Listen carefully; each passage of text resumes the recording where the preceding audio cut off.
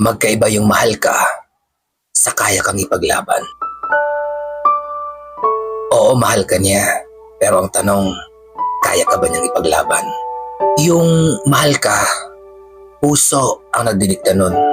More on emotion. Pero yung ipaglalaban ka, isip ang nagdidikta nun. More on decision. Mahal ka niya. Hindi niya yung choice. Basta na lang tumibok yung puso niya para sa'yo. Pero sa tanong na kung ipaglalaban ka ba niya, choice niya yon. Marami siyang factors na dapat niyang i-consider bago siya makapagdesisyon kung kaya ka ba niya ipaglaban sa mundo. May mga pagkakataong mararamdaman mo na mahal ka talaga ng isang tao. Ipapakita niya sa yung concern talaga siya sa'yo, pinagsisilbihan ka niya, at gusto ko talaga niyang paligayahin. At may mga pagkakataon pang ipaparamdam niya sa'yo na gusto ko talaga niyang makasama habang buhay. Ramdam mo lahat yun. Ramdam mong mahal ka niya. Pero dahil sa mga sitwasyong hindi niyo pareho kontrolado, yung pagmamahal niya, hanggang dun na lang yun. It's either hindi ka niya kayang piliin na makasama habang buhay dahil nakatali na siya, o kaya naman ang relasyon niyo ay mali sa mata ng lipunan. O kaya naman, mas may future ang anak niya kapag pinili niya yung isa. Pwede din namang ayaw niyang ma-judge ng ibang tao kapag ikaw ang kasama niya. At marami pang ibang posibleng rason sa part niya. Pero ang masakit doon, alam mo at ramdam mong mahal ka niya.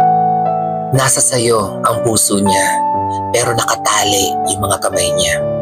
Kaya hindi ka niya maipaglaban sa mapanghusgang lipunan.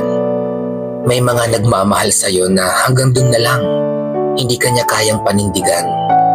Yung ang kaya niya lang ibigay sa'yo ay hanggang dun sa nararamdaman lang. Pero hindi ka kayang piliin at magstay ng pangmatagalan. Kaya kung pipili ka na makasama sa buhay, hindi sapat na mahal ka lang niya. Piliin mo yung taong kaya ka din niyang ipaglaban sa iba. Yung taong hindi lang mag-stay sa moment ng kasiyahan. Yung sasamahan ka kahit sa kalungkutan. Masarap kasi sa pakiramdam yung hindi ka lang niya basta mahal.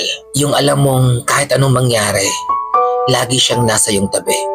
Yung parang ang lakas-lakas mo na kahit anong pagsubok, alam mong nandyan siya sa tabi mo. Pero in reality, yung pagmamahal, nabubuo sa simula. Pero sa tanong na kaya ka ba niyang ipaglaban, nangyayari yon sa dulo. Kaya pag mahal ka niya, it will complete you. Pero sa tanong na ipaglalaban ka ba niya, it will break you.